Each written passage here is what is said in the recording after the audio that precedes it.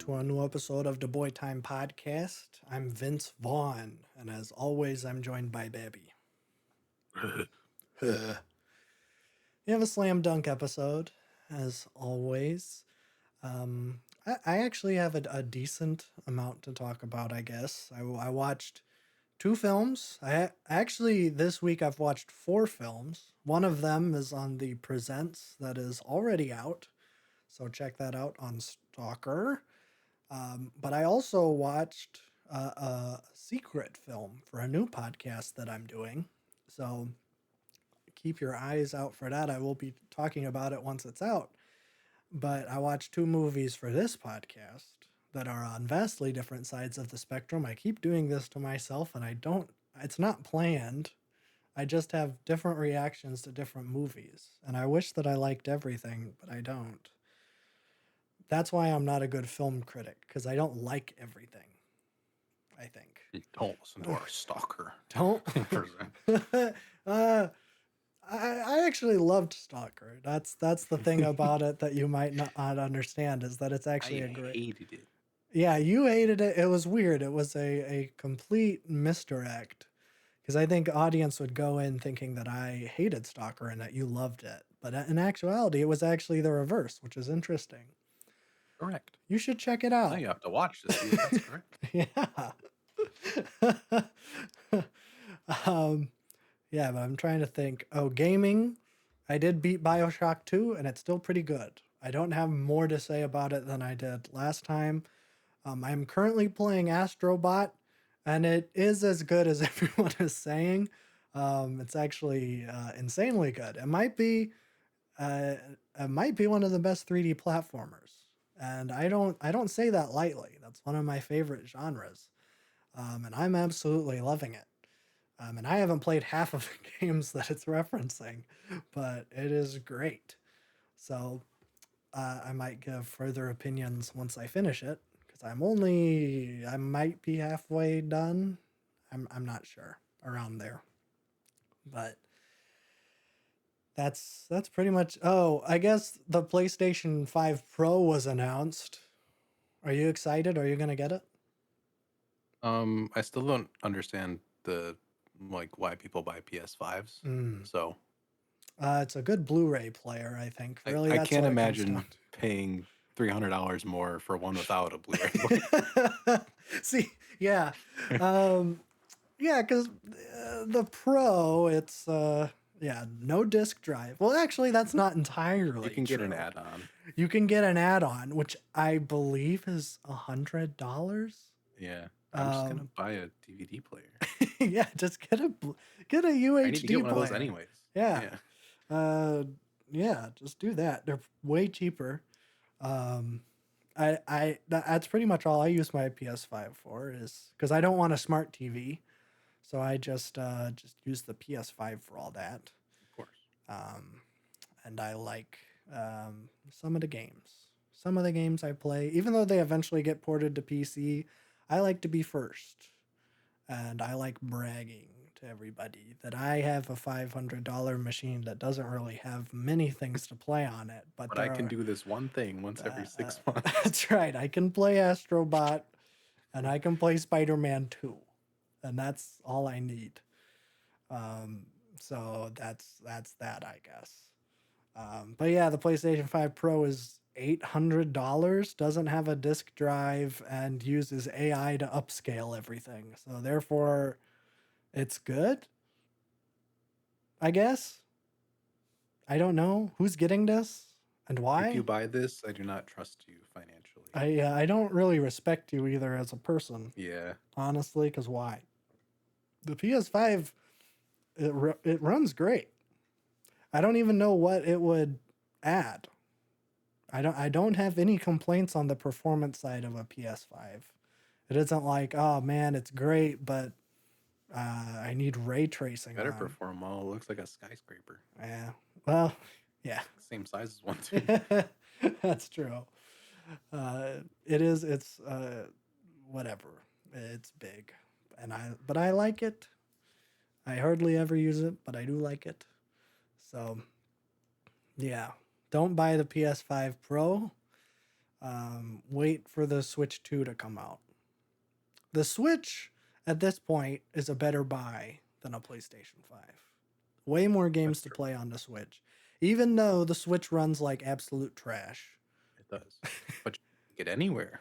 You can take it anywhere, and there are games that you can only play on the Switch or a Steam Deck if you get the emulator. But also, same thing with the Steam Deck. I don't get the point of it. I guess so that you can take PC games everywhere, but I I feel like it's Reddit's answer to the Nintendo Switch. I Like, I don't guess want to so. play no kids games. I need to play God of War handheld I for when I leave my guess. house 3 times a year. Yeah. I think I'm just definitely not the target audience for that because I Yeah, was never a portable gaming guy. I was always a home console man. exactly. So, yeah, the taking the Switch everywhere is not even a like a selling point for me. I just like that I can play Zelda and Mario on it. Uh, but that's that, I guess. Is there any other gaming news that I'm missing? I don't think so. I think that's it. Got a month and a half until Call of Duty, so I got nothing right now. Yeah, I'm trying to think. I don't even think there's much coming out. Um, yeah. So that's it for gaming news. I don't think there. I guess the Emmys happened. I don't. I think the Bear won a lot, and Shogun won a lot, which I have not seen Shogun. Maybe I should watch it. I know people love that show, and I do like things set in feudal Japan. So maybe I should check it out, but I have not. So that's our coverage of the 2024 Emmys. I guess I thought they like just happened like 6 months ago, but I guess they happened again. So congratulations to everybody. Congratulations to Jeremy Allen White for winning for the Bear, but not Ayo Adibari because I don't know. The Emmys hates black women. I don't know. I'm just gonna put it out there. If it's not true, it's not true. But I feel like it's safer to I feel bet. like it could just be a blanket term for any award show. Yeah, Like, I feel like it's safer to bet that any I don't know award what they did, voting. but I feel like they did something. They voted what's her face? Something Smart. Not Amy Smart. It's the other one. Whatever. For Hacks. The hit TV show Hacks. She won, and not Io. Which is unfortunate because Io's the best part of the Bear, and I don't know why Jeremy Allen White won and not Io Adibri. Not that Jaw doesn't deserve it, but whatever. Anyways, that's the coverage of the Emmys. Time to move on to hit films, and they are hit films. In fact, one of these movies is maybe over 8 or 9 years in the making because, yes, it's true. The tabloids are correct. I finally watched Dodgeball. Let's go.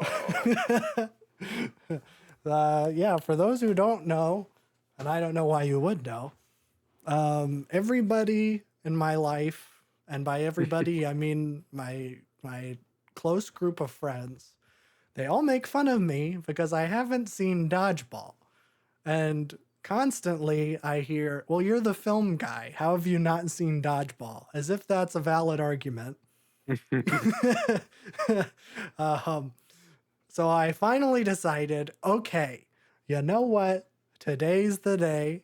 I'm going to watch Dodgeball. And I was dead set on doing it because I had to watch it on Hulu, which meant there was ads, which was probably not the best way to watch Dodgeball. I'll be the first to admit.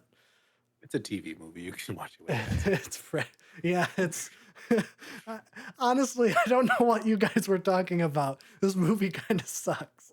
Of course it does. Well, I don't know. You guys like you're the film guy. This movie's actually surprisingly good, and it's not. It's fine. And this is coming from a guy. I don't like sports. I don't care about sports at all, and I don't care what sport it is. I don't care. I'm not competitive at all.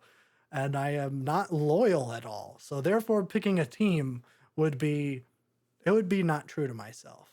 Ultimately, I'm ultimately a skeeving rat coward, who would only pick the winning side anyways. I hate sports, but I love sports movies. Sports Agreed. movies are some of the best movies, and I don't care what you say. They're all the same. Every single sports movie is the same movie. It's all an underdog story. Uh, yeah, pretty much. Unless, like, I guess Raging Bull is technically a sports movie, and that's not really an underdog story. Um, but most sports movies slap because it's a quirky group of characters that are underdogs, and then they win the big game at the end, and then they celebrate and dance, and then the movie's over. And ultimately, you're left with a joyful smile on your face and, maybe two thumbs up, which I always do. Whenever I watch a movie that's great, I always flash a good old two thumbs up after the movie's over. But with Dodgeball, I really didn't like it. I think I just think the premise is really strange because you can tell that the people who wrote it, they really wanted to have a sports movie about dodgeball.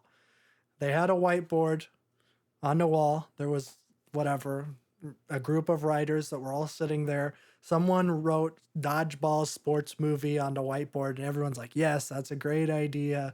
Okay, how do we do that? Because dodgeball, to my knowledge, is not a professional sport. And I think it's mostly a kids game that you play in PE class. So how are we going to get a group of relevant 2000s comedians to all engage in a dodgeball championship where they're the underdogs but ultimately win in the end?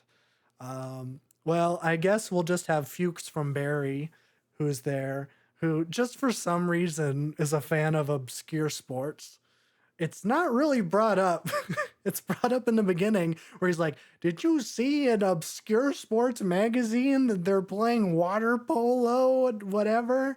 And Vince Vaughn is like, "Yeah, that's super awesome." But he's just into obscure sports so that he can be like, "Dodgeball. We should play dodgeball so that we can save the gym."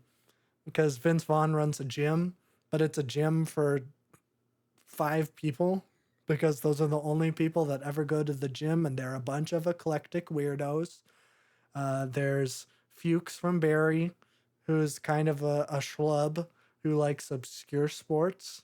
There's Justin Long from the Mac commercials, and also known for being a sexual predator, something, domestic abuser, bad guy.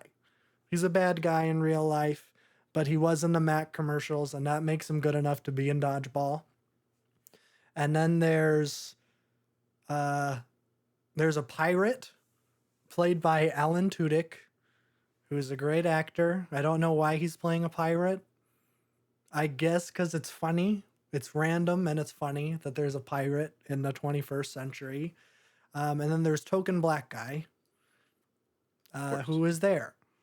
And he doesn't really do anything. He has no quirks. Thankfully, he isn't a blanket black stereotype, which is, you know, common in the 2000s. So I'm glad it wasn't that, but he's just there. He has no characteristics. He doesn't have very many lines. He's really not important at all, but he is there. So therefore, the movie is diverse. And who can forget Vince Vaughn, the leader of the gang? Who is Vince Vaughn? That's who he is.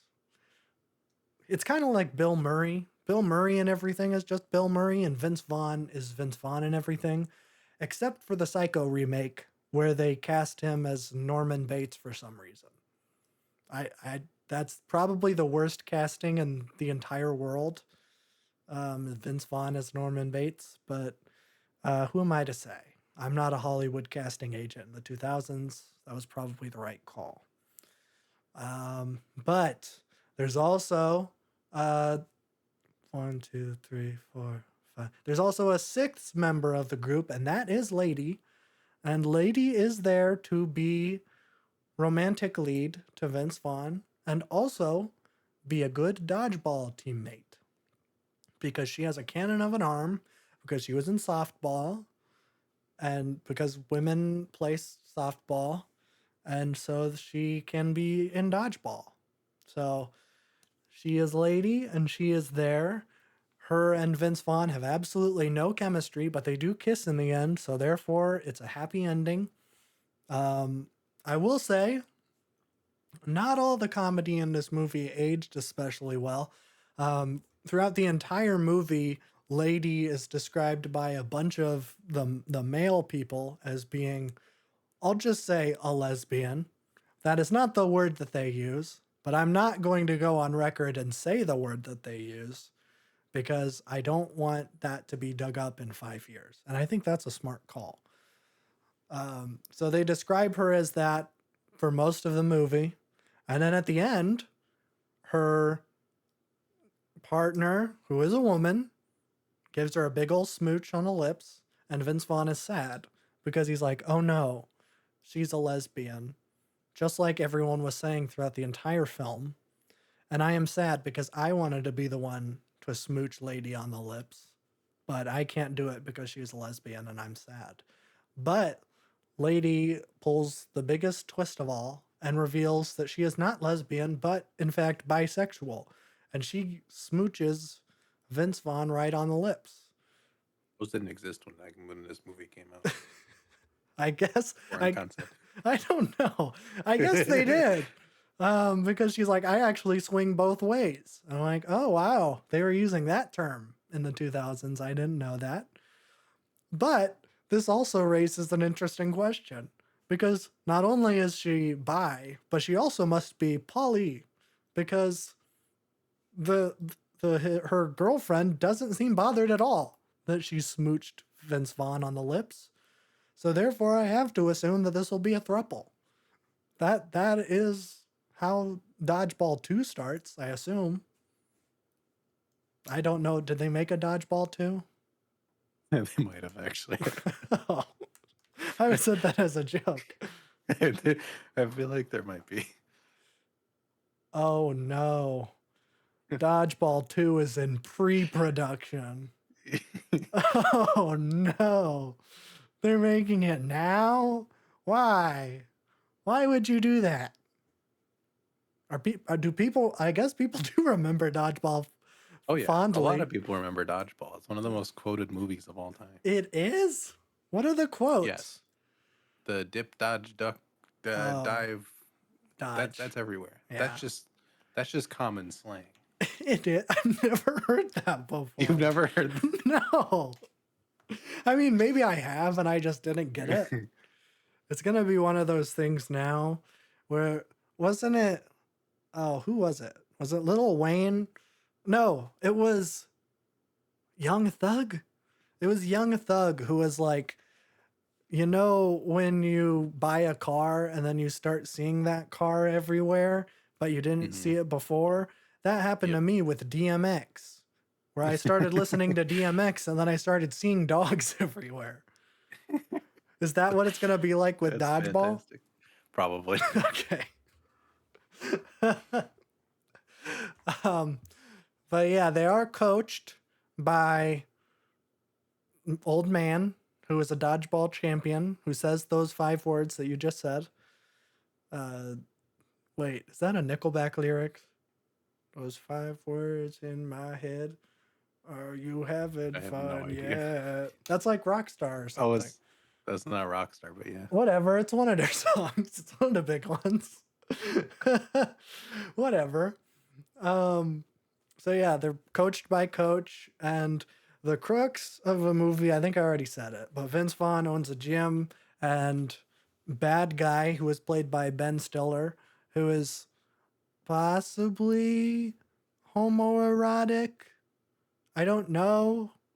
I think it's meant to be played as a joke, but That's just Ben Stiller. it's just Ben Stiller. I don't That's how know. he is. I don't know. He's always accompanied by a really buff black dude who's like a foot and a half taller than he is. And like, I think it's like teased that they're like kind of, they might be fooling around. I think it's a joke. I don't think it's actually supposed to be drama. I think it's just like, haha, gay guy is bad or something, which is hilarious. But I don't know if it aged particularly well. Um, but yeah, No bottoms. no bottoms. Well, I guess Ben Stiller is the bottom, Oh, I suppose. unless it's an ultimate. Oh, were you referencing the I movie was making a Bottoms? reference to the film Bottoms. Ah, that's a great movie. Um, yeah, that one is all about gay people, and this one is kind of about gay people, except it is I mean, they're lady playing is dodgeball. lady is a lesbian because she plays dodgeball, and Ben Stiller is a gay guy because he's bad because he runs a gym that's only for shredded dudes. I don't know. I don't get it, but I didn't see this when I was 20 years old in 2005 or whenever this came out, which probably would have been a big hit. So, It sorry. was a big hit for a 12-year-old me. So Oh, okay. Well, you can imagine that they joined the dodgeball tournament, and then they actually lose the first round, the like qualifier round to get into the tournament because and I think the other team is Girl Scouts and they're middle schoolers and they get whooped by middle school girls, which is funny because you wouldn't expect a bunch of grown men to be beat by little girls, but that's where the comedy comes in, and that's why it's funny. Which is always it's always great to explain the joke because it always makes it funnier. That's what I find, anyways. it's true. Um, but they actually lose that round, but that team gets disqualified because it turns out one of the girls was using performance enhancing drugs, which is not a person that we see on the court when they do like the scene where they fight off against the Girl Scouts and then they lose. We never see the teammate that's on performance enhancing drugs. It's just like a comedy shot where it's like, oh, you guys were juicing. And then it's like a shot of the team and then it just kind of pans over a little bit. And then there's like a dude that has like fake hair all over to it's like, aha, I don't know. I don't know what the joke is supposed to be. And maybe I'm dumb, but it's just like that person wasn't on the team. Why are they getting disqualified? They weren't doing dodgeball. I don't know. Um, but ultimately they get in the tournament and then they win. That's the end of dodgeball. They win the gym, and then Vince Vaughn gets into a throuple with lesbian lady who is lesbian because she plays dodgeball. So that's Dodgeball, a true underdog story. I think that's actually the official subtitle. Um, yeah, probably one of the best movies I've ever seen in my whole life. Um, and by that, I mean it's pretty bad. But the Is pirate it better guy, than Stalker? I enjoyed it more than I enjoyed Stalker.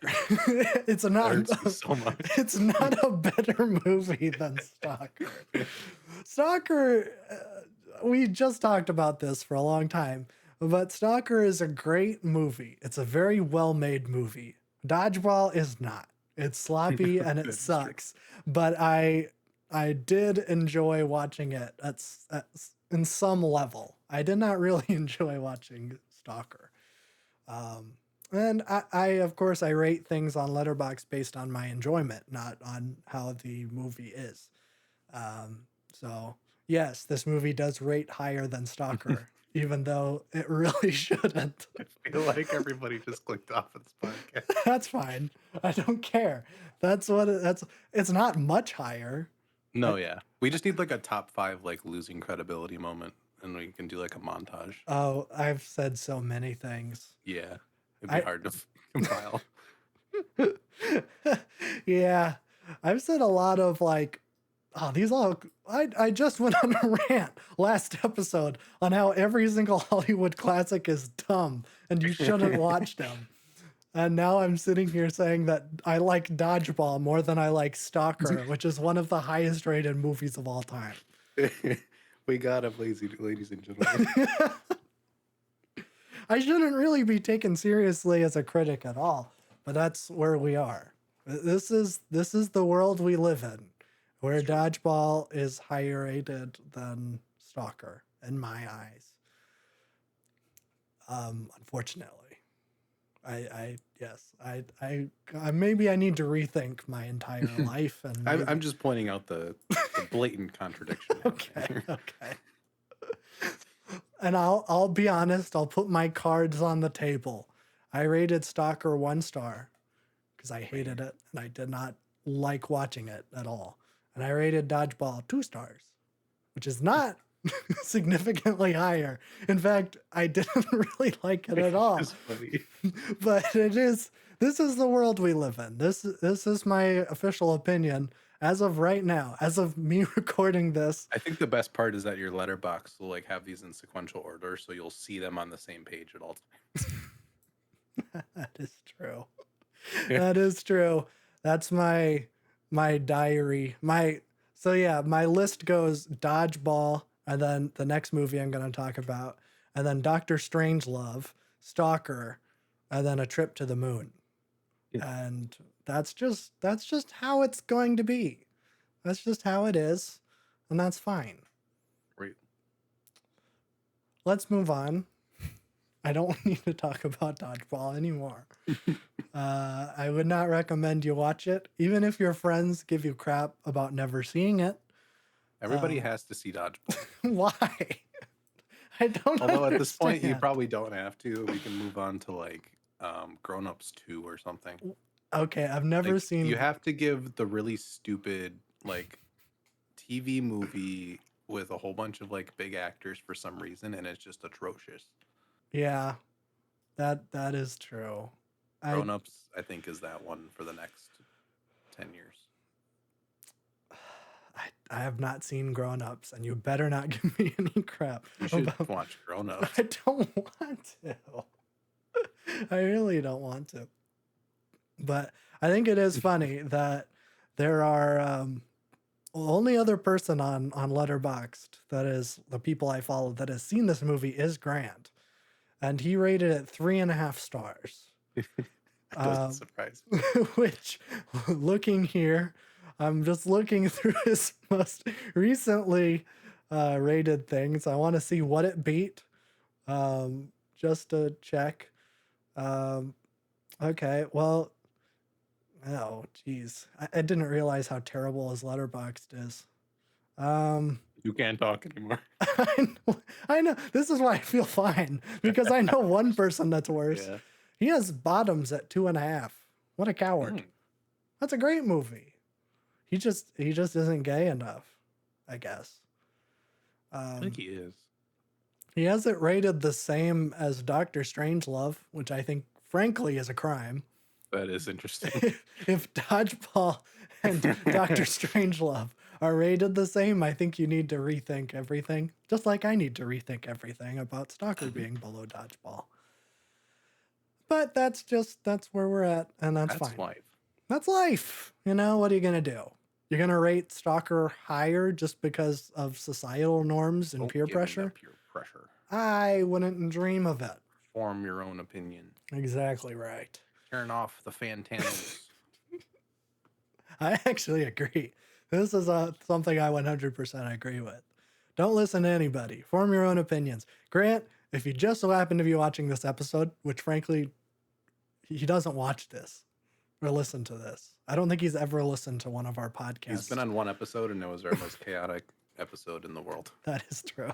which you can't see anymore. Yeah, So if go you look for it. if you dig through, technically you can watch it. It is unlisted on the Boy Time channel. If you want to find it, you can. I don't don't do that to recommend it. yourself. I would not recommend it.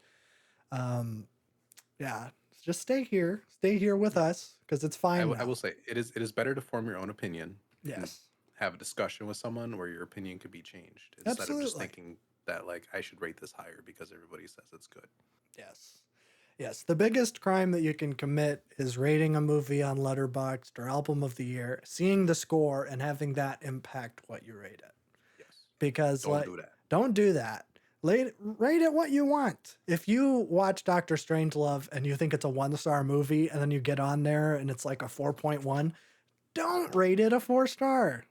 That's inauthentic and lame. So rate it a 1-star. See if I care. You earn your 4-star. You're just doing it because it matches everybody else's. Exactly. Exactly. You know, I give Grant a lot of crap on here, but I would not have it any other way. Grant is a shining example of what every art enthusiast should do. That Not being every, said, his yeah. tastes are terrible. But the fact that he's not influenced by everyone Correct. is good. Correct. So, yes. He gave Beetlejuice 4 stars, so Okay. I don't know. I don't know what to say about that. But that's just the most recent thing he rated. But moving on to the next film, one that I actually really, really liked. And it's a Hollywood classic. What? Who? Who am I?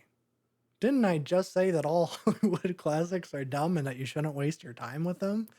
Yes. But I have one that maybe is worth your time. And I probably shouldn't even joke about saying that none of them are worth your time because there's a lot of them that are. I just think that some movies, and I'm not pointing fingers, I'm looking at you, Gone with the Wind. Some movies you should not waste your time with because they age terribly and they were maybe outdated and racist at the time, but we just kind of overlooked it. And by we, I mean boomers. So, Big surprise. biggest surprise. But I actually have a movie from 1939 that not only ages extremely well, but is also a fantastic movie on top of it. And also doubles as American propaganda. So, 3 big points on the board as being in the positives. Um, I watched the hit film Mr. Smith Goes to Washington, which is an old Frank Capra film. You may know Frank Capra for directing the hit film It's a Wonderful Life. It's probably his most popular movie, but he's done a lot of classic films. Um, so, and just like A Wonderful Life, it stars Jimmy Stewart, which of course was the main reason for me watching this movie because I'm a huge Jimmy Stewart fan. He's kind of the, I guess, Christopher Walken of the early Hollywood golden and silver age, where he just talks funny and he has this charisma about him that you just can't help but like him. He might have been actually, I don't think he was a terrible racist. I'm going to go out and I've done no research on this. I'm going to say that Jimmy Stewart was not a horrible racist. I don't know if it's true. It could not Don't be meet your true. heroes. He's dead, so there's no way to do that. Um, but I think a lot of his movies and a lot of the roles that he picked were very kind of like inclusive.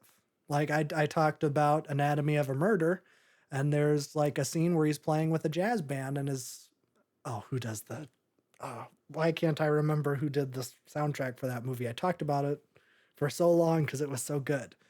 Whatever, some jazz guy, some black jazz guy, and they were playing piano together, and it's like that was a big thing because yeah, you can't do that. You couldn't do that. They were segregated.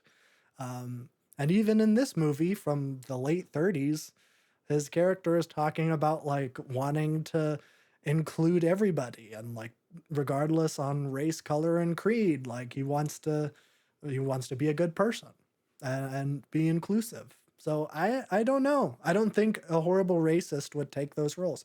Maybe he became one later in life. I don't know. But I have a feeling that maybe Jimmy Stewart was one of the good ones. And I'm not going to look it up to prove myself wrong Do because not tell me in the I'm comments. going I'm going to live in this fantasy world where Jimmy Let Stewart me is one have of the this good. one thing. Let me please, please, because literally everyone else from this era sucks, and I just want one nice guy.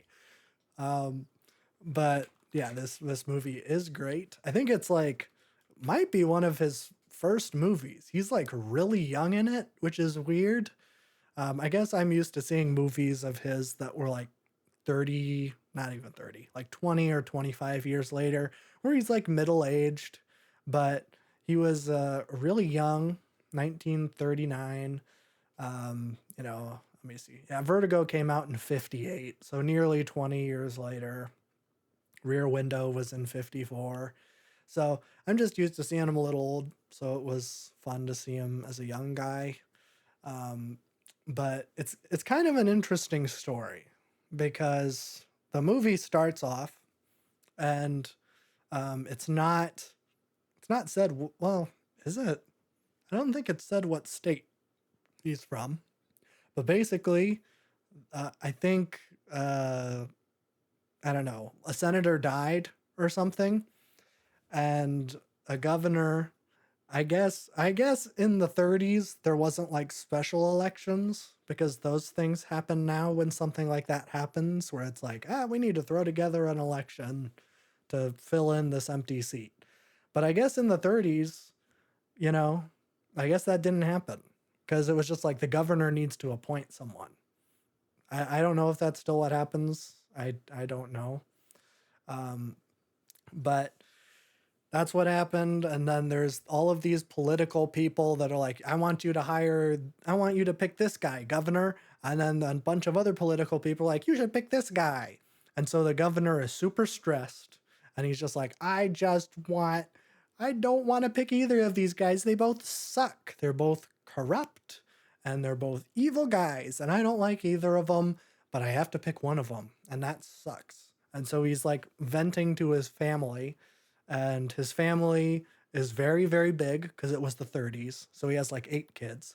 And all of the boys are like, you shouldn't get either of those guys. You should get my Boy Scout troop leader to be the senator. And he's like, oh, poppycock. I wouldn't dream of getting a Boy Scout leader to be the senator for our fine state. He's not even a politician. And as we all know, politicians are good.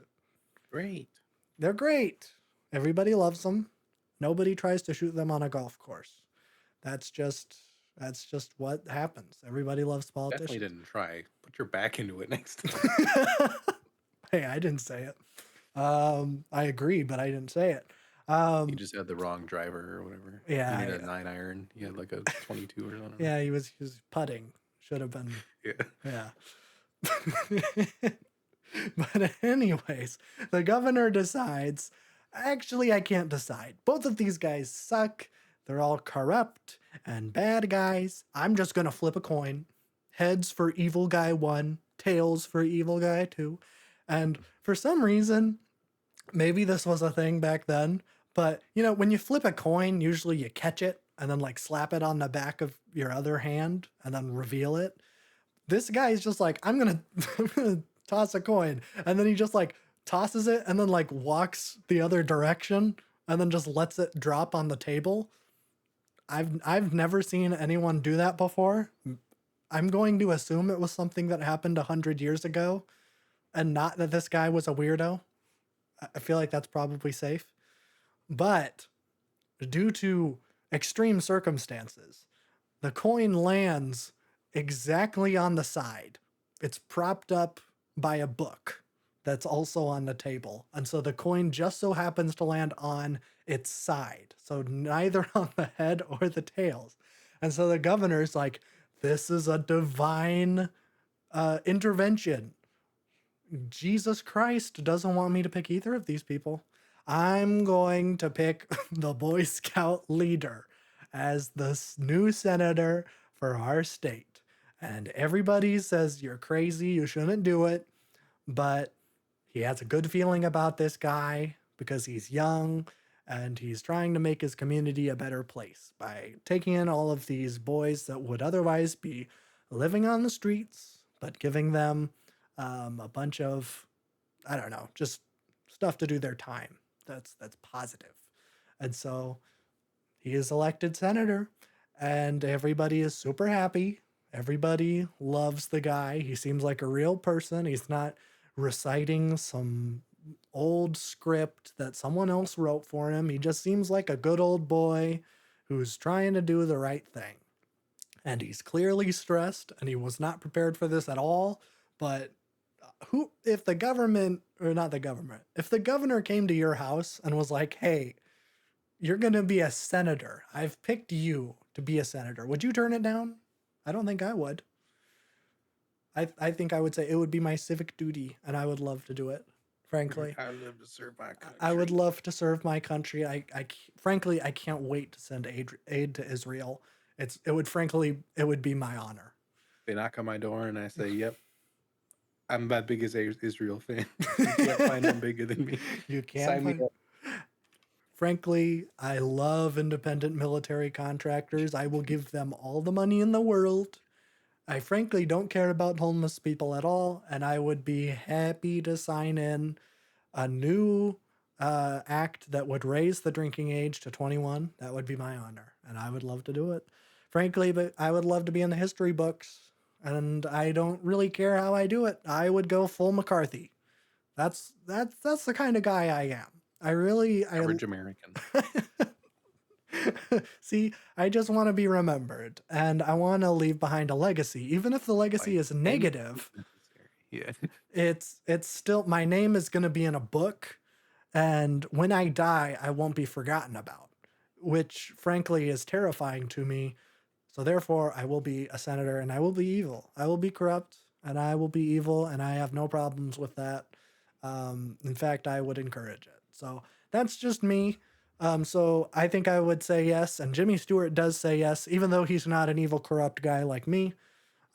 He does take the job, and he's like, I'm gonna do a good job, and I'm gonna go to Washington. And he goes to Washington, and he has all these handlers that are all buzzing around him, telling him what to do.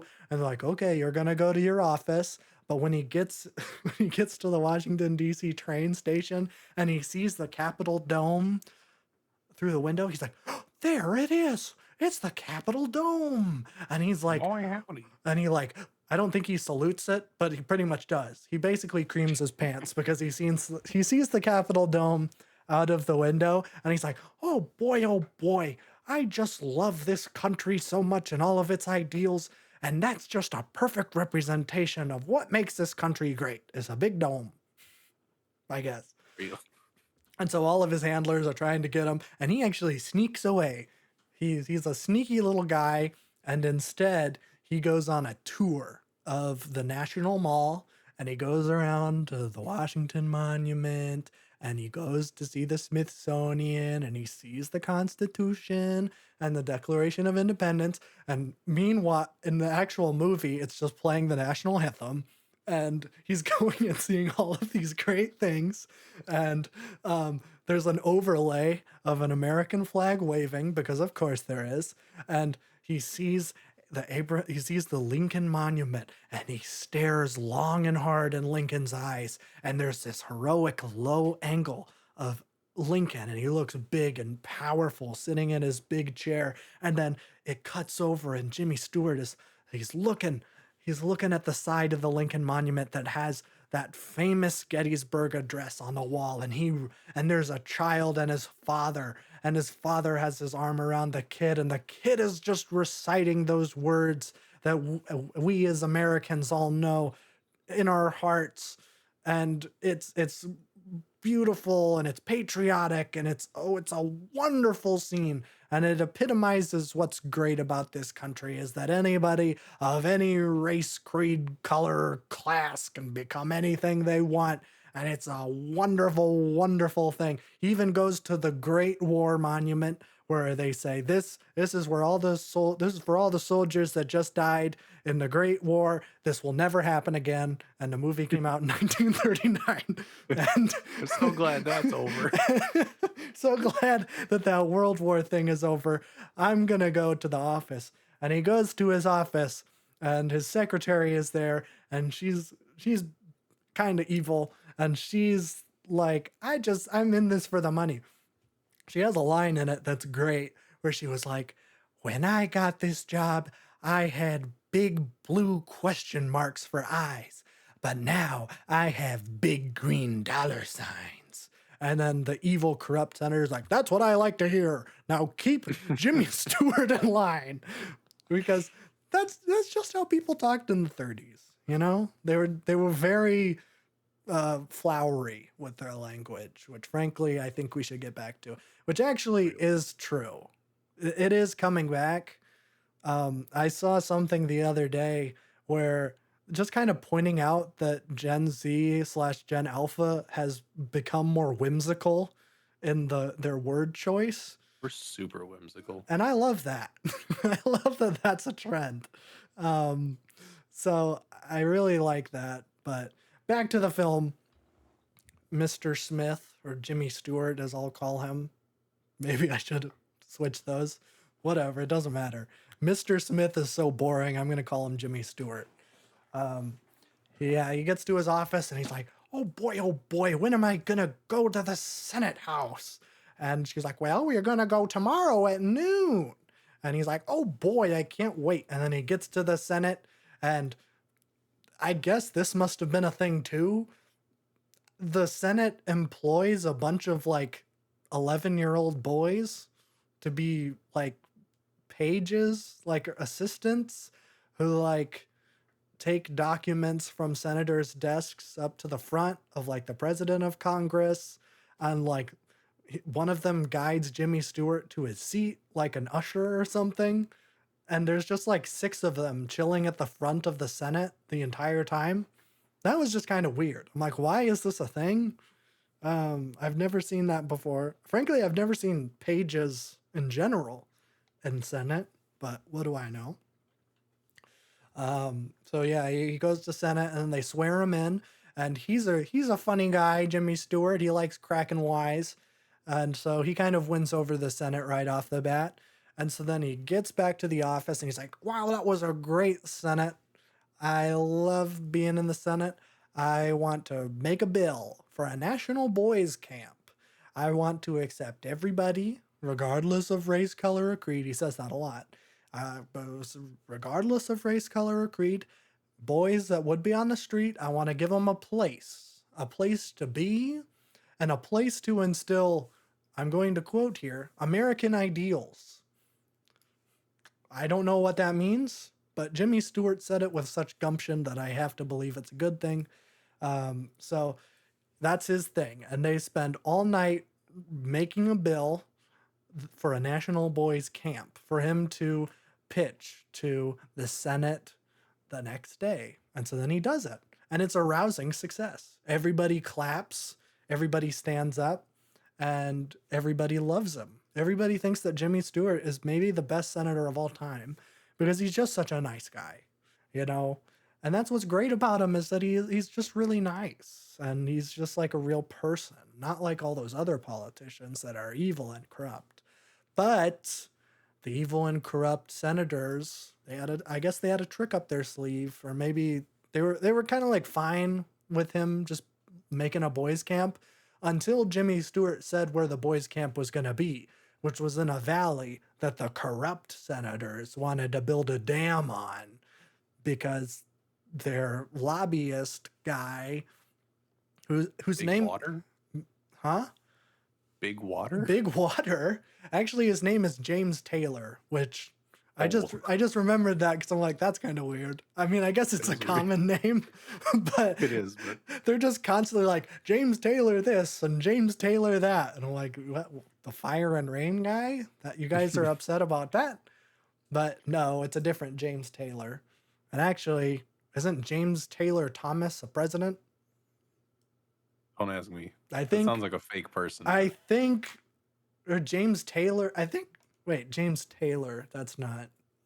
Wait. No, it's Freaking, Uh, there is one like that though. Whatever. Maybe I just have politics on the brain from this hit film. I mean, you're a history major, so Well, anyways, the film is the corrupt guys are like, actually, don't do that. Don't build a boys' camp in the dam because you can't do that. It's gonna be a huge haven for industry, and it's important that we build it there. And Jimmy Stewart's like, well, I don't want to build it anywhere else. I want to do it in this perfect valley that represents the beauty of the American countryside. And so James Taylor, the evil James Taylor, says, ah, well, we're just going to create this evil lie and we're going to frame you because we're going to basically bribe a bunch of people and have it look like that you owned that valley and that you were going to embezzle government funds in the form of a boys' camp. And so everybody hates Jimmy Stewart. Everybody thinks that he's the worst senator in the world because he is just as corrupt as the other guys, but he's just in your face about it. And all of the other corrupt senators like, you are a bad guy, Jimmy Stewart. You are going to embezzle government funds, even though, well, actually, that's not true.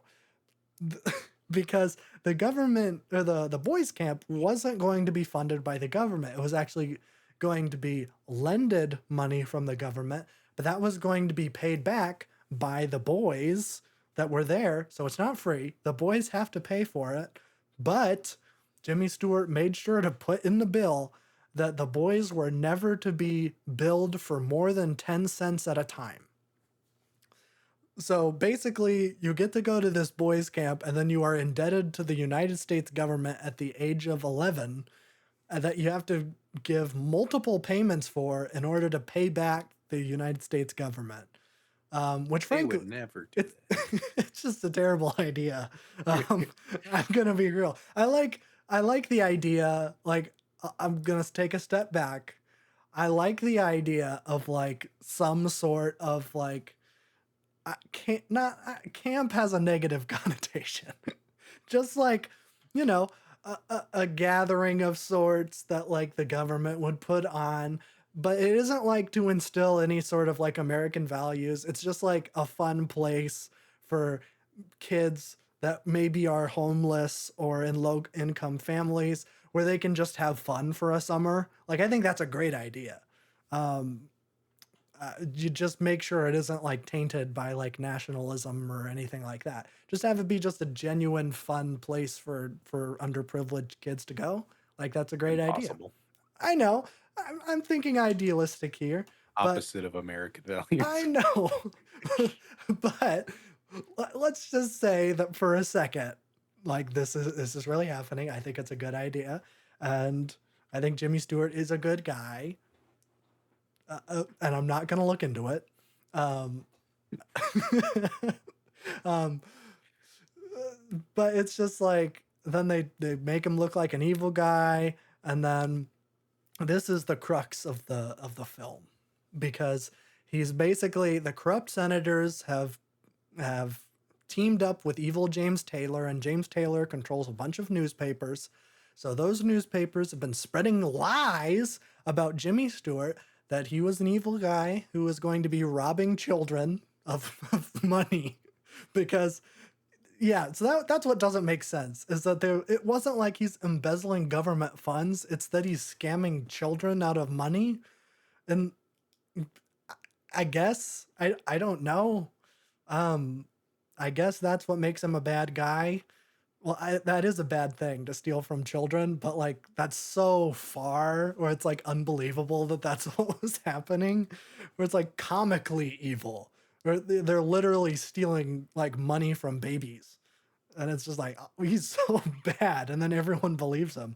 But Jimmy Stewart is a man of his principles. He's about to give up, but hot secretary lady's like, Jimmy Stewart, you're a man of character and you've taught me so much over these few, like 3 days that we've known each other. And I love you so much, Jimmy Stewart, because it's a movie from the 30s and it's impossible for just a woman and a man just to be friends. We have to be sexually attracted to each other, and that's just how it is.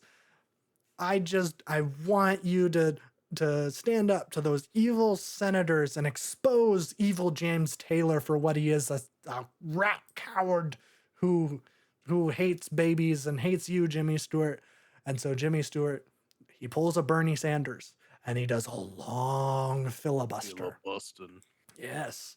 He does a long filibuster where basically he gets awarded or whatever. He gets recognized time to speak. And like right before they're about to kick him out, they're like, let's vote to kick Jimmy Stewart out of the Senate. And then Jimmy Stewart stands up, well, I've got a few things to say. And then he just goes on for a long time.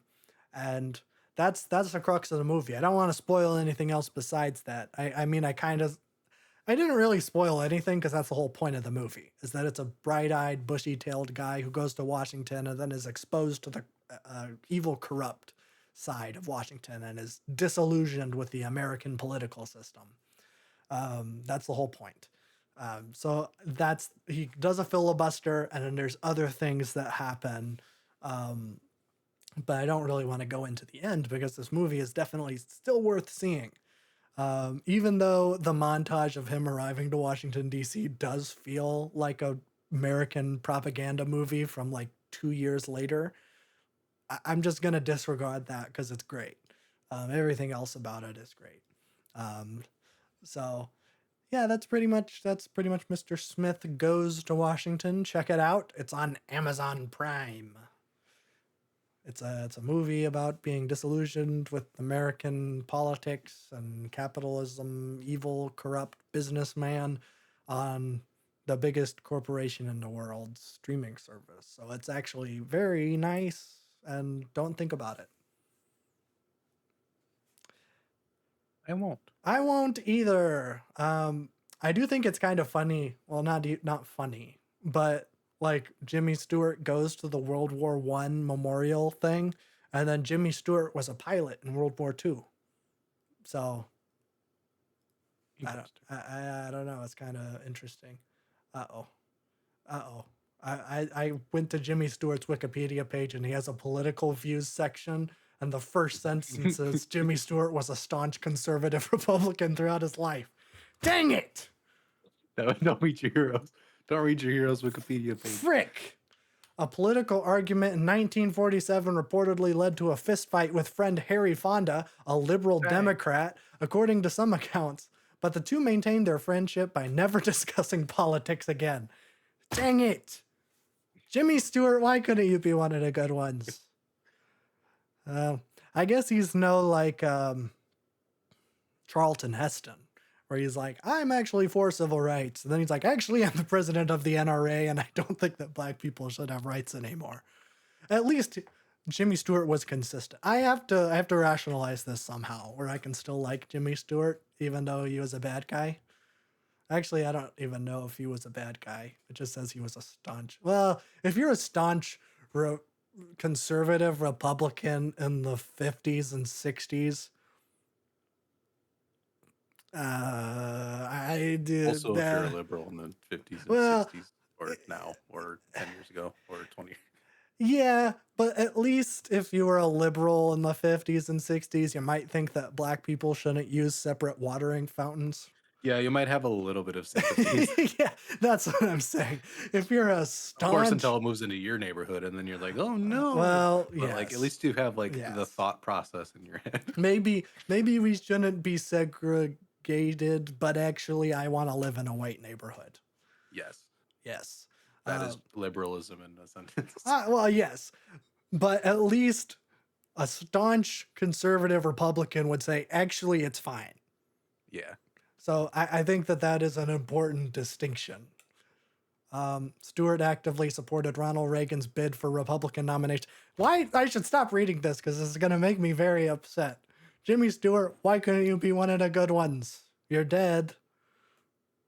But I don't. I just don't want him to be a bad guy. Plus, he was in a movie called The Murder Man, which is awesome. That's pretty cool. That's one of his first movies. It's on his Wikipedia page. Anyways, maybe I should have gotten a clue that he was a bad guy because he wasn't a John Wayne Western. And as we all know, John Wayne was the worst guy. Which maybe I can't say because he's from here, where I am. You can say I that. He can won't be here for long. Well, he's dead. John Wayne is definitely dead. Right? Yeah, Please? he Okay. has to be, Yes, right? yes. 1979. He didn't even live to see Ronald Reagan as president. That's a shame. He would have loved that. He would have loved Reagan. Probably. Oh, yeah, absolutely. He hated Native American people. I don't know if Ronald Yeah. Reagan did, but Is probably. that a question? I know Ronald Reagan didn't like black people, but like I guess I don't know enough about Reagan's beliefs on Native Americans. I have to assume it's bad, just like Oh, pretty yeah. much every president ever. I don't even need to launder that by saying pretty much. I can just say every president ever. Yes, you can. Um, but yeah, John Wayne is from Winterset, Iowa, which is not too far from where I am. And in fact, I know people from Winterset, and based on what I've heard about Winterset, is that they love John Wayne there. Okay, I was sorry. This is going to be a little bit of a tangent. But when I went up to Minneapolis, I was staying with some friends and some friends that are local. And I asked them, what is your guys' bronze fonz? And they didn't even know that the bronze fonz was a thing. And they're like, what is that? And I'm like, oh, geez, well, it would have been better if I was like, what's your guys' like Chicago bean or something? Because About that's, John's sculpture gun. I guess we don't have a bronze fonts here in Des Moines either. But yeah, I was asking about that, and then I had to explain what the bronze fonts was. And because these were, Gen Z people, I had to explain who Fonzie was, which was actually I don't care. I don't really care about Happy Days at all. But I had to explain that. But Winterset has a bronze John Wayne statue. Oh, So our bronze fonts is bronze John Wayne. And I think that there's a theater in Winterset that just plays John Wayne movies. And like, it's kind of in the culture of that town to be like all about John Wayne. And if you say anything bad about John Wayne, that they're going to be upset and say that it's disrespectful. I think as a goof, the senior class of Winterset once put a bra on the bronze John Wayne statue, and everyone was so upset about it, saying that it was super disrespectful, which is true because he would have hated that. But that makes it better. it does make it better. It's funny. Um, but yeah, so that's that. Our bronze John Wayne. I forgot how we got here, but Or any of us here. that's a good question, and one that I don't want to talk about because I hate philosophy, as I already established in the Stalker podcast, which you should watch now. Actually, wait until this podcast is over and then go listen to Stalker. Or welcome back if you just watched it and then came back, which I don't think anyone's going Right to in the do. middle of this podcast. Well, I just said you should listen to it. I assume some people paused it and went back and watched the Stalker one. I have to assume. But yeah, I think that's it for me. I think that's everything I watched. Let me just double check. I did watch A Trip to the Moon. I don't have anything to say about it. It for those who may not know, everyone knows the shot from A Trip to the Moon where there's a big bullet in the moon's eye. That's that movie. Classic. Yeah. It's 15 minutes long and it's about wizards that shoot up to the moon. It's really weird. I saw it was on Max and it was 15 minutes. I'm like, hey, I should watch that. And it's odd. It's very odd. For as long as I have known about that movie, I did not know it was about wizards until I watched it. And they might not even be wizards. They might just be like German scientists, and that's what they looked like back then. But they're wearing like wizard robes and pointy hats. So I'm like, oh, they're wizards, but they're scientists. I don't know. It's kind of fun. But check out A Trip to the Moon. It's a silent film. It's 15 minutes, and it's awesome. But that's it for me. I'm gonna pass it on to Babby for the music part of the show. Okay. I was definitely prepared for this to happen right now. Okay. Where did you think this was Stuff. going? Did you think I had Things. more? I just had to find the tab. I have a lot of tabs open right now. Oh, Uh, were you looking at Jimmy Stewart's Wikipedia page too? no, I was working on certain things that can't be discussed on this podcast. Oh. Um, News. News. D'Angelo What? working on an album. What the heck? I'm very excited. What's going on? Why is I don't everybody know. coming back? Everybody is dropping music. and Lauryn it's a Hill? little crazy. A little crazy. Hmm. Yeah, I'm excited. This will be his first in 10 years. Yeah. I do want to do Black Messiah on the channel because I feel like you'd be into that one. Okay. More than Voodoo and Brown Sugar. But we'll see what lane he goes. Okay, in 2015, he said he teased a Black Messiah companion piece. I don't know if that's still the case 10 years later. I would not be mad if it is because that album is fantastic and I love the rock and funk elements on that thing. Hmm. So that's exciting. Last time we saw him, he was on that one episode of Atlanta, which I don't Oh remember if he yeah. was even in there or if they just talked about him.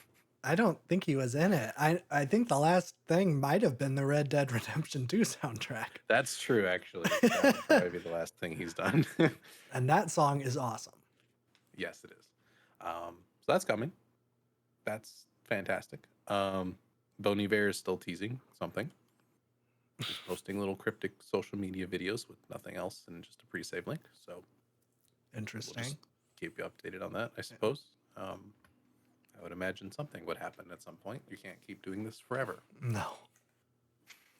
Probably not. At least I hope not. Charlie XCX, Brat Summer is over. It's over. Except for this remix album that's coming out in October. Oh. Bars. Yeah, this is Brat and it's completely different, but also still Brat. Of course. Of course it is. And the cover is the same, but it is backward font, which is interesting. Oh. Turn that Arial on its head. So yeah, this is the remix album, which I think everybody kind of knew was coming. So it'll have, I believe, 13 tracks. All remixes. Actually, it might be 16 now that I'm thinking about it, because the regular track list is 15 songs. But we already have a couple of these. I think she just released Talk with Troye Sivan. I did not listen to that one yet, though. Why not? But we, of course, have the, I don't know. It just didn't get to me this week. Okay. Saving it for the album. Okay. But we already have the Guess with Billie Eilish remix, of course. The Yep. Girl So Confusing with Lord, of course. What's the other one? Isn't There's that another it? one. That's it. I thought that was it. Is there more? She has 360 remix with Robin and Young Lean, which is interesting. I haven't heard that one. Okay. I feel like she has a lot of remixes for the same song already, and she's done Boiler Room sets too, which is also yeah. So we'll see what ends up on this thing, but I'm sure it'll be pretty good. I doubt it'll be better than the regular album because remix albums usually are not. I don't think ever in the history of anything has a remix album been better than the original. Actually, Do the Cold Blooded Soul remix on Melt My Eyes count? I don't know because it's attached as a deluxe. Yeah, which I that's guess true. this one kind of is too. But I don't know if I'd categorize that as remixes. Though. Okay. That's fair. But that is a good example. That is a very good deluxe. It is. Probably one of the best. A case where the deluxe album is better than the regular album. Oh, absolutely. So that's coming in October 11th. So not on the big week, but the week after it, which is going to be turning into a big week Oh again. boy. Yeah. Next big one, Kendrick, new song. Oh yeah. I forgot about that. Yeah. Untitled, but not untitled. There's just no name or anything. He just posted it on Instagram with a picture of some black Air Force Ones, and it's like 5 minutes long. Yep. Yeah, I think everybody was like, "Oh my god, is it this round two?" I don't think it is. This feels like a Heart Part Six to me. Um, That could it's be. I mean the tone of it is a lot more laid back than the Heart series usually is. Um, but it I think it functions the same as the Heart series, and like, here's my main goal. Here's how I'm feeling right now. And yeah, this definitely feels like it's leading to something, and I would imagine we would hear something soon. Given our timing, we will probably know what this is for by the time this podcast comes out, because this happens every week. Yeah, Um, that's true. yeah, so it is a good song though. I do really like it. I love the concepts of like, um, just kind of further confirming that this beef was less about like Drake as a person and more just like this whole side of hip hop and the industry and the internet and the culture of just like, I don't know, being really annoying and misogynistic and just displaying all these like streamers and like academics and just promoting all this garbage, um, and just getting further and further from the roots of hip hop, which of course is going to happen. This happens every time a genre blows up this big. You get a whole bunch of this stuff kind of flooding in. It's just kind of hip hop's turn to go through this. And he does not like that. So I think that's what a lot of the new album is going to be. Probably. I'm still thinking it's going to be very West Coast flavored and aggressive and crazy. So, I'll take it. but it's Kendrick, so you never know. Yeah. But the man's on a fantastic roll this year, so hopefully we get that before the year's out. I would imagine he would not keep us waiting for too much longer at this point. Um, at least that is my hope. I'm just waiting for like Bon Iver and Kendrick to line up on the same week. Yeah, that'll be weird. Yeah. So, yeah, that's a big thing. I don't know if I have too much more to say about the track itself. It's a pretty good track. I don't think it'll ever be on streaming services. It doesn't even have a name. No. Um, but yeah. Okay. I think that's it for news. Oh. Apparently, Father John Misty shared 2 new songs. Where Oh. did he share those? Article. I don't see them on his Spotify. Okay, it looked like it was in a YouTube video. Oh. But Okay. I'm guessing these will not be on his greatest hits album. It'll probably be on the thing after that. Well, isn't the So, greatest hits album already out? is it? I thought so. I thought I saw it. Is it not on here anymore? Father Oh John no, it is. It's Misty. just under compilations. Yeah, greatest hits. Gotcha. I followed my dreams, and my dreams said to crawl. That is okay.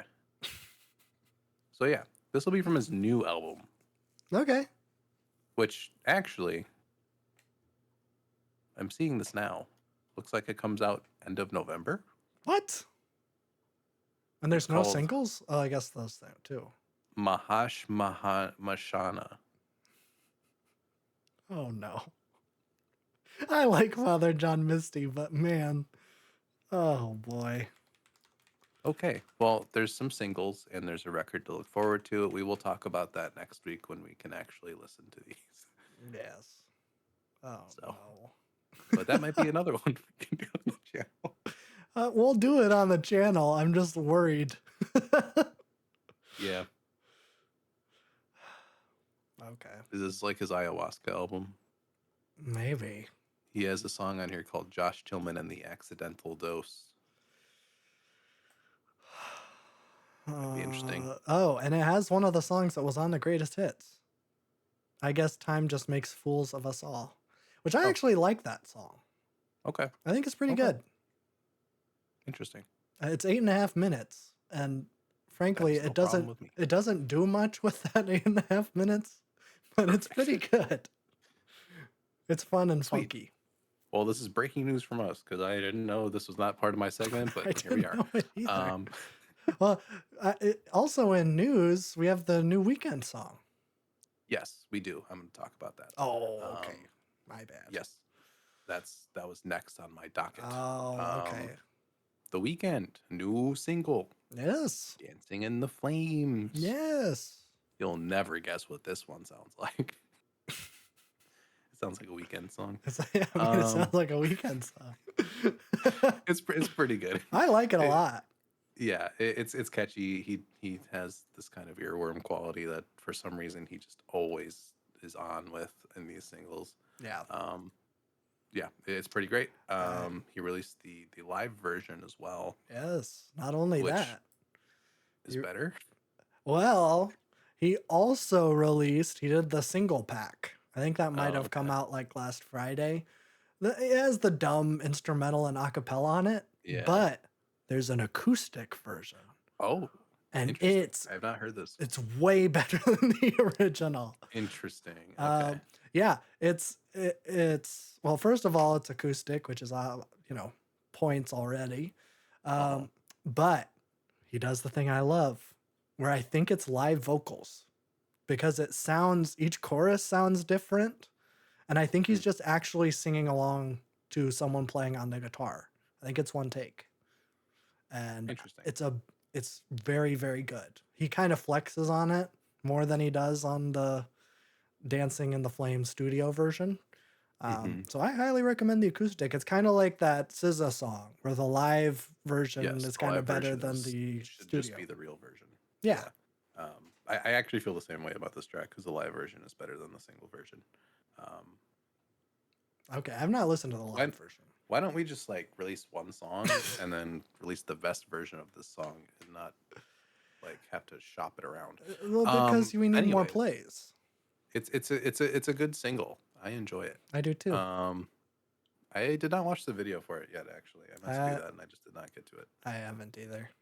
I think my music video privileges were taken up by another song that we'll be talking about. Um, Oh. but yeah, very excited for this record. I don't think the single hits like as hard for me as like what was the one for Dawn FM? Was it Gasoline? No, it was Take My Breath. Take My Breath. Okay. So I remember not liking Take My Breath until I heard Dawn FM, and then Take My Breath was like literally perfect on it. So Yeah. I I I actually, yeah, I didn't like Take My Breath either.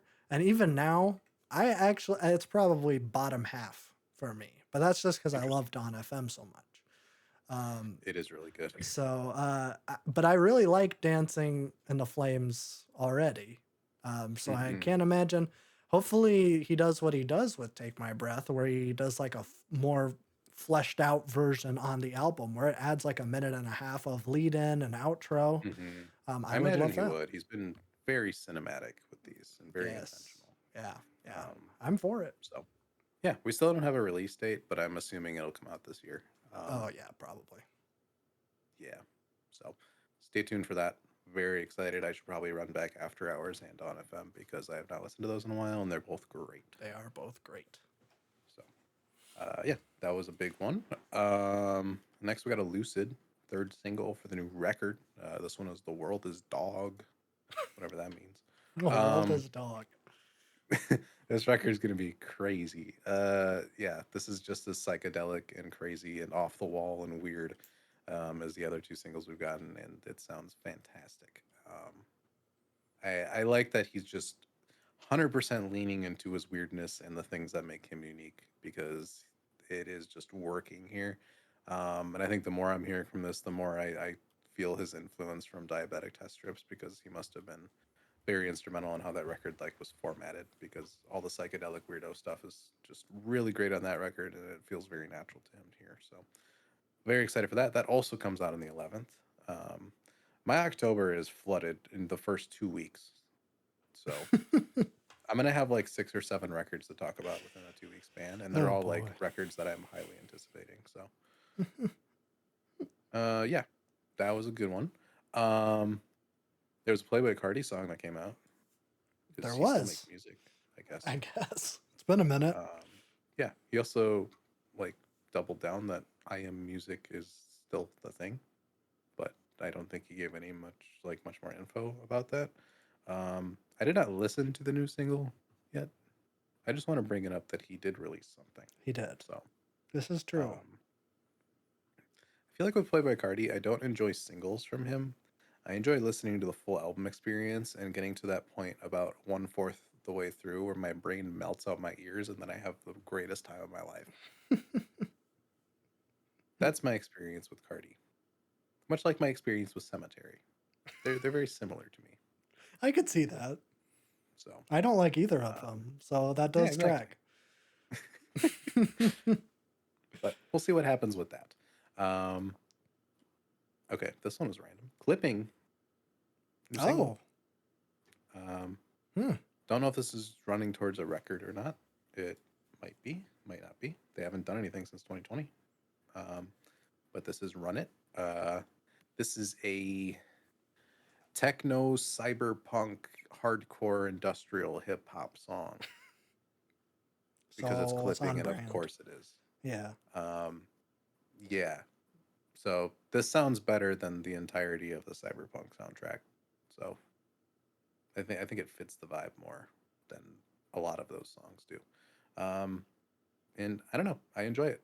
David's still killing it. I'm interested to see if this is like the route they go for the new album. So it'd be cool. I like this kind of mashup of like really weirdo like techno um, mashing with them because I mean they did it really well on the horrorcore side with their two records. So this would be an interesting experiment. I like that they're doing something always like left field every time that like not a lot of people dig into. Oh yeah. But yeah, it was a very good one. So check that out. Okay. Best single to drop this week, I would say. Oh. FKA Twigs, Oh. I- Eusexua. I think that's how you say that. Um, this is the lead single for the new record of the same name that comes out on January 24th next year. First 2025 album to be looking forward to. Heyo. This one comes with a music video that is just absolutely amazing. And this song is fantastic. Yeah, it was hard. Like, I think Dancing in the Flames was great, but then I turned this on and I'm like, whoa. uh, it kind of sucks that these two came out on the same day. I don't know the cinematic quality of this. It has this a lot more of like an art pop kind of vibe to it, and it has this like techno vibe, and it's hypnotizing. Her vocals are absolutely phenomenal. It is catchy, not too inaccessible, but at the same time really weird. Um, yeah, it is phenomenal. I am very excited for the new record. I forgot, this is going to be her first record in 6 years, which is crazy. Um, Actually, more like five since Magdalene came out near the end of 2019, but still, very excited for this. Actually, Capri Songs came out in 22. That's a mixtape technically, but I'll count it as an album here. That was also very good, but the direction she seems to be going for this one is very much up my alley. So, very much looking forward to this. So, it's a fantastic track. Music video is also crazy. So, check that out. Um, Okay, two albums this week. I only listened to one of them, but I wanted to bring up the other one just so I don't forget to talk about it next time. Um, we'll talk about. So we got a new Floating Points album, Cascade. Um, Need to listen to it. I'm very excited to listen to it. Just haven't gotten to it yet. Um, I don't think I've listened to a Floating Points album outside of the Pharoah Sanders collab from 21, but that one is also like borderline perfect. So um, excited to get into this one. I think it'll be obviously less of the saxophone and more of like IDM and techno stuff. But I am very interested in it, and people have been seeing some good things about it. So I am definitely ready for that. Um, but album this week, I think is the only album I listened to this week. I forgot about Soccer Mommy, new Soccer Mommy single too. Driver. Driver. It's indie rock. It's good. That's all you need to say. That is pretty much all I need to say about it. I think. Um, yeah, I am enjoying the last two singles. I think Lost was a little bit of a misstep, but the other two have been great. So I'm still very excited for this record. Um, so yeah, check it out. It's got a little bit of that '90s grunge that we always like to see from her. So sweet. Okay, main album this week. Foxing, self-titled. I am seeing them in concert next week, actually. So, record just came out, going straight into tour after that. So this is the second full Foxing album I've heard. Someone's car alarm is going off. It's probably not Oh, picked up on the mic. It's fine. I don't hear Um, it. great. But I've heard "Nearer My God" from 2018. I thought that record was pretty great. Um, Definitely more like art rock, Midwest emo-y, which is cool. I enjoy that. Um, but I think this new one is like definitely more my speed. Seems a little bit like a reinvention. I think this is their first in a couple of years. Um, and this one takes a noise rock direction, which is fantastic. Um, I love the two singles that they put out for this thing.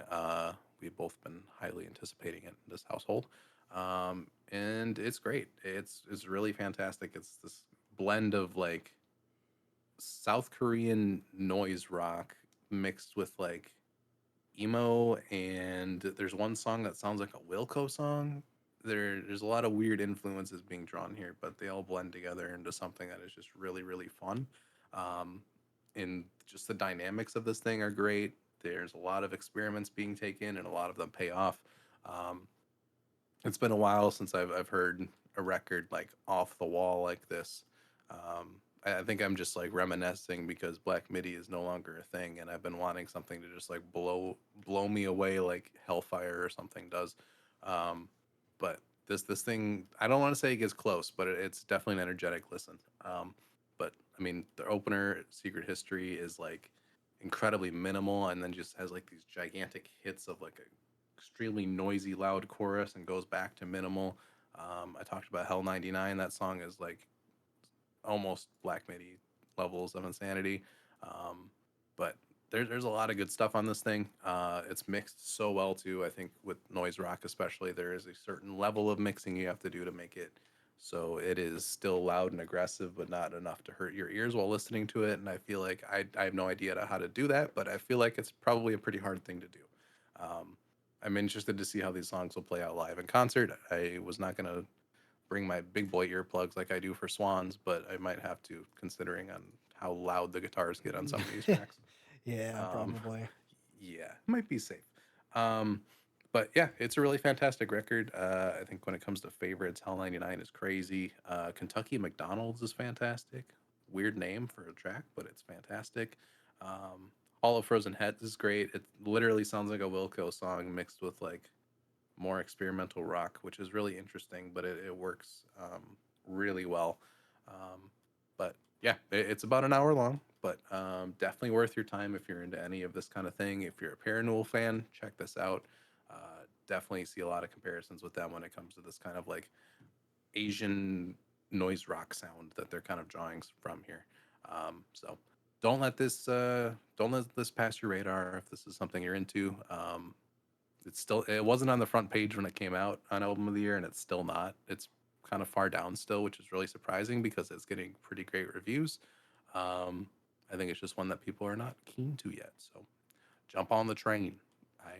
I'm in it now, so um, I think this is the record that I really like the most from them from what I've heard. um, Sometimes things get a little bit too emo, Midwest emo for me. This one has that perfect balance that I really like, so Hmm. check it out. um, yeah. Also, the cover is fantastic. One of the best this year. So, I think that's it when it comes to new stuff and everything. I don't think I listened to anything else this week. I've just been kind of jamming the same couple of things. Hmm. Um, Looks like there's a new. When did this come out? This did come out on Friday. Um, this makes sense. There's a new record from one of Godspeed's. I think is the frontman has like a side project. There's a little thing on their Bandcamp where you can buy a bundle of three different records. You get the new Godspeed one, and then you get two of the side projects from the other members. Hmm. Sometimes those are worth checking out, so I might check this one out. There you go. But yeah, I think that's it. Haven't really been listening to anything new besides that, but I'm just preparing for the onslaught of records that is going to start pouring in a couple of weeks here. So, Yeah, that's fair. That's fair. And we have a retrospective to get ready and we for. have a retrospective, so I have to listen back to all those too. Yeah, but that's okay. That's part of the game. Good thing I love it. You said it like you don't. It would just be like horrible if like that was your thing, was to like Oh, listen to music as a job and you're like, I don't want to do this anymore. that's true. That's true. I feel like we had a pretty good run this time, so I don't think it's going to be that Mm-hmm. bad. Actually, it's a really good run. What the heck? It is a really good run. Man, I just looked. The only thing I didn't really like was Mount Erie, Exactly. but that's just because I'm stupid, as we've already established with the Stalker It happens. podcast. Just take like 2 edibles and then put on Mount Erie without pausing. maybe Once that'll you work. see the face of God, you might be able to change it. Yeah. It's possible. Maybe I'll wait until I get to Minneapolis to get the real stuff. Whoa. Yeah. Oh boy. Okay. Yeah, I don't think I've been listening to anything new. I think I'm still jamming everything. Been listening to Punisher and Tallahassee, In Lieu of Flowers. I don't know. Just enjoying life. You Living the sound like you with that dream. playlist. I can't talk. Mine looks about the same. Hey, it's fine. This is what brings me joy. Is Exactly. sad stuff. So big win. Next week, I don't know. I don't have anything planned. I will watch something, and it will probably be funny to talk about, whether it's good or bad. And We'll be hopefully it's covering the breaking news of whatever thing happens. yes, So I'm sure yes. something will. Something will happen. Man, it's a shame Jimmy Carter died last week. That's rough. That's a rough We one. got Secret Service on us. Too bad Joe Biden's still kicking, Yeah. Okay, Elon Musk. given this day. Oh yeah. Man, Jimmy Carter on October 1st is going to turn 100. Man. Man, he probably is going Okay. to go. I don't like the guy, but like, make it to the first. What's wrong with Jimmy You Carter? He's a you've peanut come farmer. this long. He's a peanut farmer. To be fair, when it comes to Jimmy Carter, I feel like I have the least amount of like horrible things to say Yeah. comparatively to like everybody else. Like, I mean, he's sandwiched in between Nixon and Reagan. yeah, he still did some pretty bad stuff, Well, but he also did sure. some things that are like objectively good. So Yeah. Yeah, in terms of American presidents, let's zoom out. He's Mhm. no Andrew Jackson. No, So therefore, most people are. I know most of them are Yeah. eerily similar to Andrew Jackson. Jimmy Carter's not, and he seems like a You have good like guy. Kennedy, Lincoln. I don't want to put Carter on that same level, but somewhere below that a little bit, Sure. and then you just have like either people that are not significant whatsoever, or just like the worst humans to ever walk the earth. which president is the one that died like 3 days?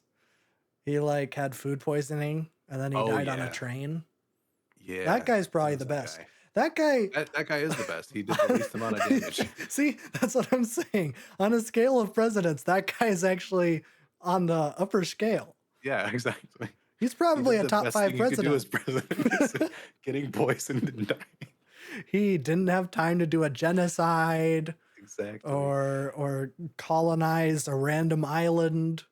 He just died on a train after having some bad shrimp or something. And that's good, I guess. Yeah, I'm for it. I'm for it. Um next week we'll be talking about Jimmy Carter. It'll be a touching eulogy, but It will be. yeah, I feel like Prepare some slam poetry for it. oh yeah, that's good. That's a good idea. I am going to be doing a motivational rap in verse, so that's going to be cool. I'm just gonna Um, do the Mr. Boss eulogy for Charlie at the end of season 1. yeah, that's good. That's good. Yeah, I'm gonna grow out dreads, and I'm gonna be wearing a black beret and some Hmm. shades. And I'm going to be doing some slam poetry, rap verse, spoken word, motivational speech kind of Hmm. thing. It's kind of like a mixing of a bunch of different writing styles, and it's you can't really pin it down as one thing, and that's why it's so powerful. Really. Um, what is there to say about Jimmy Carter? And I'll have to write it, and it will move the world, but that's fine. I'll have to think of it between in 6 days. I'll have to write the next great American poem in the next 6 days, and that's going to be easy for me, I think. So stay tuned. Simple task. Yeah, it's simple. Next week, I will be reciting a poem about Jimmy Carter. So stay tuned for that. I definitely won't forget this by tomorrow. So, bye.